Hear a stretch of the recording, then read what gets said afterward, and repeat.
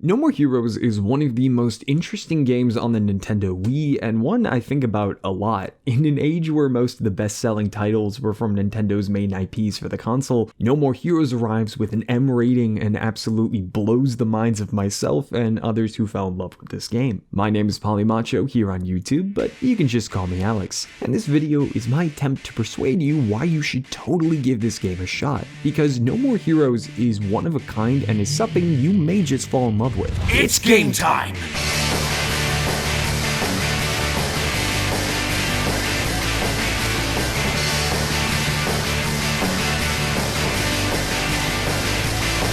No More Heroes tells the story of Travis Touchdown, an otaku, or better known in our modern slang, a total weeb. Travis spends his days being a man of culture from the confines of his motel room. One night, he meets a woman at a bar named Sylvia Crystal and takes the job of assassinating a mysterious drifter. Upon doing so, he's declared the number 11th ranked assassin in the United States, and with encouragement from Sylvia and certain promises of the physical flesh, Travis has decided to cut his way to the top and become number 1. That's pretty much the basic premise of No More Heroes. It took roughly about one paragraph to explain, and the game doesn't deviate much from this original concept, but instead hones in and makes something so unique and unforgettable. There are many ways to go about this, but I first want to talk about the game's director, Suda51. It's not always required to know a creator with every video game, but Suda51 is an interesting case where it's crucial to make that point known. While everyone is their own person, if I had to compare auteurs in other mediums, I would say Suda51 is the video game equivalent to Quentin Tarantino. Both creators are often writers and directors for their projects, both have a fascination with bloody violence done by and to amoral characters, and both put references to works and media they love into their projects. But I think what makes Suda51 stand out is how he views his protagonists. He considers his leading characters as individuals rather than being examples of their society. These characters act on their own individuality, taking life on their own terms, replicating the similar charm of underdogs. Suda51 has expressed this objective in interviews, as he wanted to replicate the similar feeling when he was starting out alone in the world at the age of 18, and I think that creative objective goes a long way into making No More Heroes such a unique video game. This is very prevalent in looking at our leading character, Travis Touchdown. Travis Touchdown is perhaps one of the most interesting video game protagonists I have ever played, and I think a lot of that comes from his characterization and the multiple aspects that form into his very being. The first point is that at the risk of having awful taste, Travis looks pretty badass. He's modeled off Johnny Knoxville, and it visually conveys a feeling of living life on your own terms, similar to how Knoxville got famous with Jackass. Not to mention the way Travis rocks the aviators with a pompadour and a really cool red jacket looks visually striking, but not to an overwhelming degree. He's wielding what looks like a lightsaber, and this guy seems pretty sick. But what you've probably already noticed as soon as I started talking is that Travis is wearing a t-shirt of what looks like characters from a magical girl anime, and that leads us into our second aspect. Travis Touchdown is an enigma.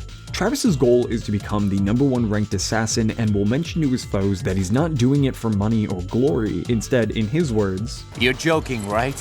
I don't care about titles or power. I just want to be number 1. But at the same time, Travis is motivated to be number 1 by the promise of getting laid. Travis will spout lines that would come out of an action movie, but is the same guy who says this. Moe. Travis will butcher dozens, if not hundreds of dudes with a terrifying level of efficiency, but can do so in the most over-the-top and ridiculous way. So there's this mechanic when Travis gets a kill, right? When after you slice an enemy apart, a slot machine will play at the bottom of the screen. If the icons match, Travis will enter a super mode where he can murder enemies instantly. But it doesn't just trigger, it only does so after Travis screams out the name of his special move. Strawberry on the shortcut! Cranberry chocolate sundae! You're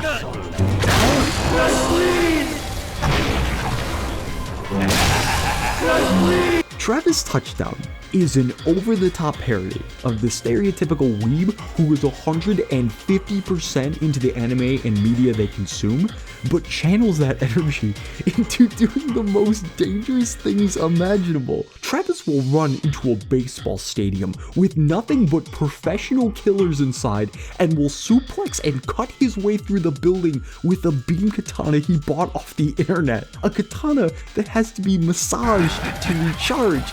And this game came out in 2007, and at the time the concept weeb is so familiar to us in the current year of 2021. Suda 51 is a prophet.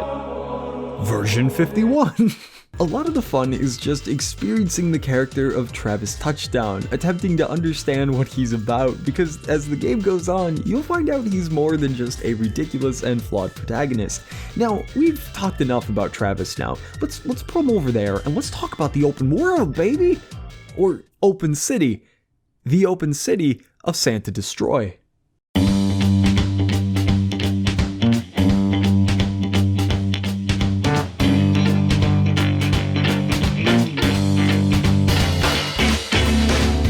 Destroy is a parody of Los Angeles. You'll be driving your motorbike through it as you accept jobs and take on ranked fights. Pedestrians will walk around, and if you decide to run them over, well, don't worry about it. The cops are barely anywhere and they'll be fine. You can also pull off some wheelies if that's your thing. Santa Destroy has plenty of landmarks that are sure to catch your interest in your quest to become number one. We got Beefhead videos where you can rent wrestling tapes to improve suplexing your foes. There's also this really nice lady named Diana who lets Travis know that he has to return some video tapes. Hi, this is Diane from Beefhead Videos. This is a message for Mr. Travis Touchdown. Just calling to remind you that you haven't returned one of our rentals. Let's see here. It's titled Big German Jugs Collection number 23. Be sure to return it soon. Have a nice day. There's Area 51, where you can look like the prettiest boy in the bloodbath, offering clothing options for your version of Travis. Thunder Ryu's gym lets you get buff with dumbbells, squats, and bench pressing. He also suggests techniques that you have to get naked for, and that sounds a little sketch, but then again, I'm not a Yakuza turned pro wrestler here, so what would I know? Naomi's lab, where she constantly calls Travis an otaku, and it may hurt your feelings, but she's the only scientist who can upgrade your off-brand lightsaber. Plastic Mono, where you can give a Russian man some balls you found in the city, and he'll teach you new moves by beating the shit out of you.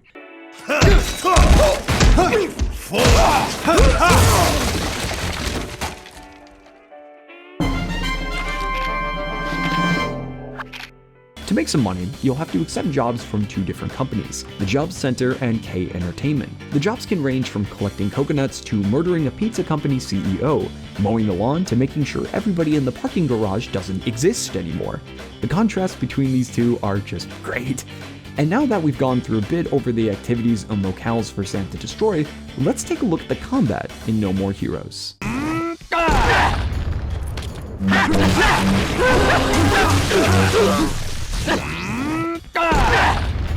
The combat in No More Heroes is really fun. Let me expand on that. The game is structured like a beat 'em up, where many nameless enemies spawn and your goal is to beat all of them before you go to the next section. But what makes this interesting are the controls. In fact, No More Heroes has my favorite use of motion controls in video games. So if you're playing this on the Wii, when you hit the B button, move the controller up, you attack your enemy with high swings, while if you do the same but tilt the controller down, you do low swings. And combos occur when you do a combination of both options. And you have two ways of handling grunt enemies. The first is finishing them with your beam katana, which prompts an arrow pointing in a direction. Move your remote in the direction triggers a death blow where the enemy dies, releasing a comically large amount of blood. If you do the prompt direction again before the death blow connects, you strengthen the attack, hitting other enemies close by.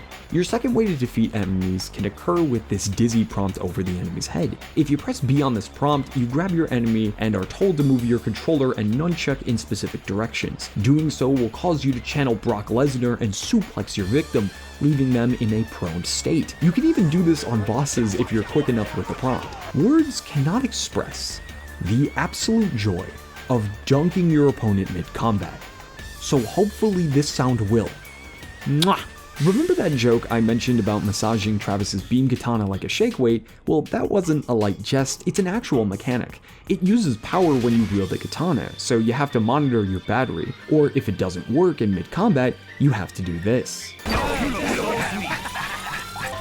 And this mechanic isn't a pain to manage, it's a fun additional factor to keep in mind when making attacks. Not to mention, you will look like a total goof when playing, which mirrors Travis as well. The combat and motion controls engage you in the experience rather than taking away, and it makes combat so enjoyable. You go into this sort of flow state where the bodies keep piling up and the carnage continues. So before I get into the excellent stuff, I have to mention arguably what might be considered a deal breaker for you, because while I love this game so much, it's not perfect. Nothing is. So let's get into the gameplay loop. What? No More Heroes has a unique gameplay loop. Ultimately, you'll have to decide if this sounds like your thing. In No More Heroes, you go into ranked matches and you're sent to number 1, but after every battle, you have to pay a deposit fee for the next one. And the way to do this is by accepting a job, but not one of the immediate high-paying assassin gigs. First, you have to do the wacky part-time job like picking up trash or mowing the lawn. Then your employer will pull you aside and say, "Hey man, you're pretty good at community service. Let's point you to a new employer." And bam, you can go kill dudes for money. Now, that doesn't sound too bad, right? Well, where it gets a little bit annoying is when you drive your bike to the location to do the job, then instead of being able to do it again, you have to drive back to the job post and accept the same job, rinse and repeat until you have enough money for the fight.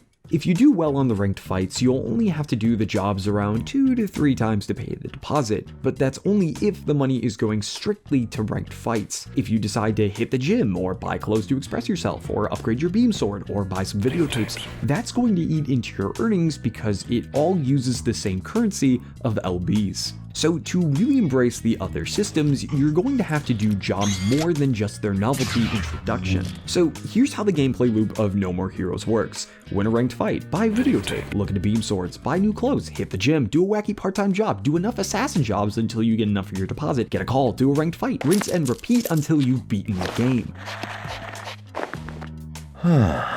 That's the core loop of No More Heroes. If that doesn't sound like something you can vibe with, then this may not be the game for you.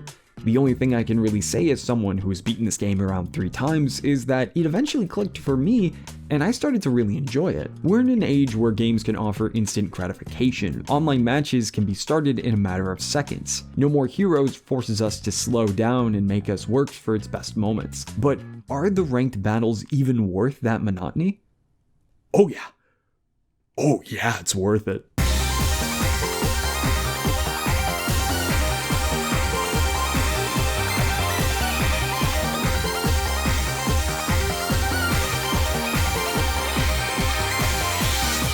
The ranked fights in No More Heroes are easily the best part of the game. You don't just walk in and have a fight.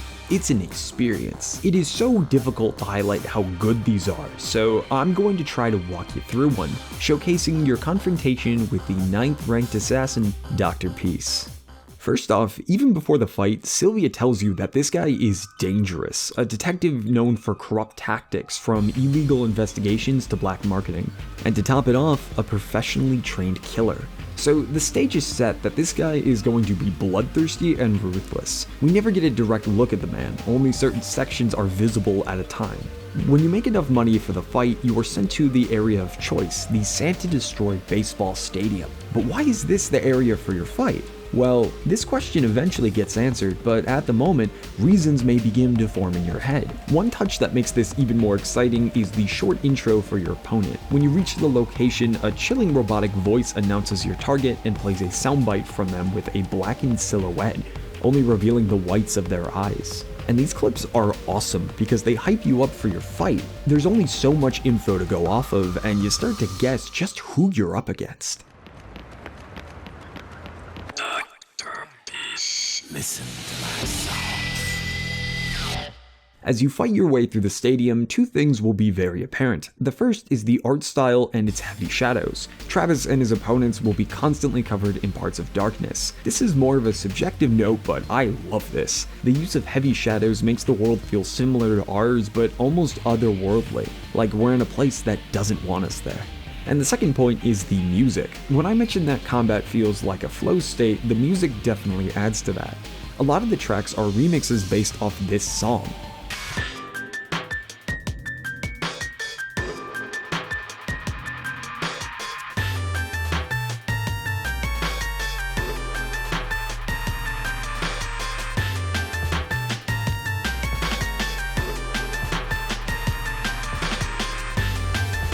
Besides sounding pretty catchy, the remixes also heighten this feeling of looping and going through the motions. This pleasant repetition accompanies you as the bodies pile up and you cut through your opponents. And just before you fight the boss, Travis will enter a long hallway section and get a phone call from Sylvia, describing how your odds are looking and reminding you to take care of any business before the fight, going to the bathroom, doing the dishes, deleting your Tinder, whatever you gotta do. And these moments are perfect. They create this buildup of tension before your big fight. If you're playing this on the Wii when Sylvia calls you, it is actually through your controller's speaker, acting as the phone Travis is listening to. It's a super cool and immersive use of the controller. My footage is from the Switch version, so I'm not able to do that, but if you do, I hope you enjoy it for the both of us. This build-up to your showdown is so well done. As you approach, a sense of excitement is growing. You have no idea what's behind that door, and that sense of the unknown makes your confrontation so good.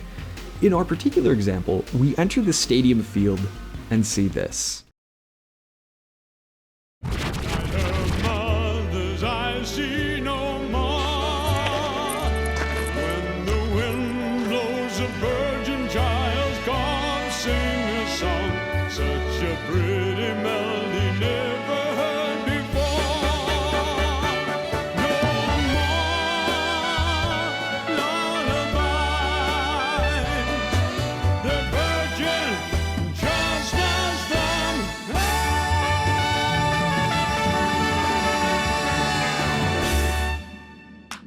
Thank you. Mighty kind of you. Nice set of pipes you got there, old man. It has always been my dream to perform in a stadium such as this. More than just being entertaining, we learn a couple of things in this scene. First, your entry fee goes to catering the opponent in whatever location and desire they see fit. Number 2, we learn more about Dr. Peace. Besides having a great singing voice and a well-mannered temperament, we know about his family's situation. He met his daughter for the first time in 15 years, and she couldn't even look him in the eye. And the way he talks about it seems like he doesn't blame her. He's not a good dude, but he's certainly a charming one. And the third is the attitudes Dr. Peace and Travis share when it comes to killing. The two put it best. You're a junkie for blood, old man. Sadly, I can't disagree. There's only one way to live. People like us, we're sharks attracted to blood. You smelled blood too, didn't you? Isn't that why you're here? You got it, old man. And for some reason, I feel this sense of euphoria. Don't die on me too quickly. I want to gorge myself on this sense of fulfillment till I vomit. Man, this is what I live for. Fighting your own kind. Nothing's more gratifying. See you on the other side.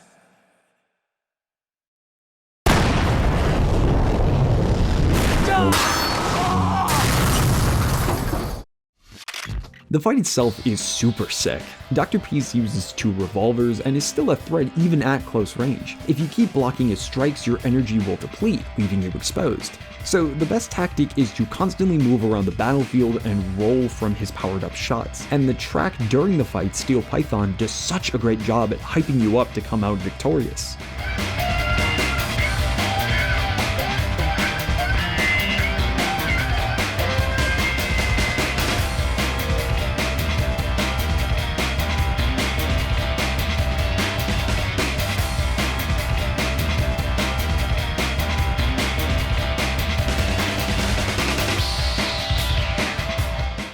Eventually, the final blow is dealt and the detective gets a fitting but fairly tragic end.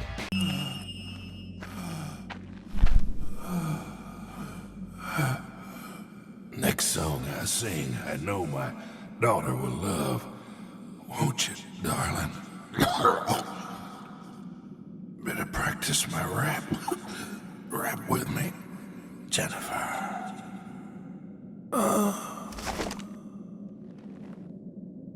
It's open mic night in hell, old man. Sing all you want down there.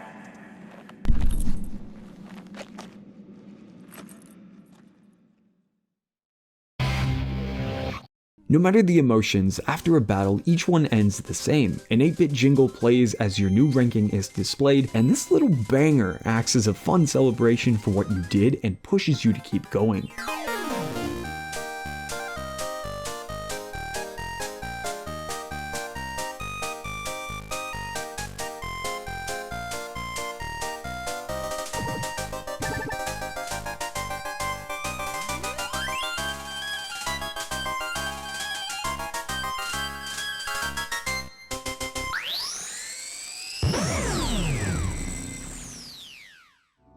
And the best part is that there's still more. It opens up this sense of anything could happen in these fights and are more than just two people fighting, but exchanges that are so amazing to experience. No More Heroes is a unique title because of its gameplay loop, ranked fights, and its main character, Travis Touchdown. If you decide to give it a whirl, I highly recommend going in and just experiencing it for yourself. Don't look up any other bosses beforehand and just have fun with it.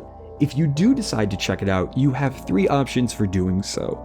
The Wii version, the PS3 and Xbox 360 port titled No More Heroes, Heroes Paradise, and the Switch port. From personal experience, I've only played the Wii and Switch versions, which I would definitely recommend either. If possible, I would lean more towards the Wii version as it's more immersive of the two with its controls and its phone detail. The port Heroes Paradise offers additional content, which is pretty cool, but it changes the art style and takes out charm of the original, and its frame rate is, from what I've heard, quite rough. If you decide to play it, I hope you have a great time with it. My name is Pollymacho here on YouTube, or you can call me Alex. Feel free to subscribe if you want to be notified for my future videos.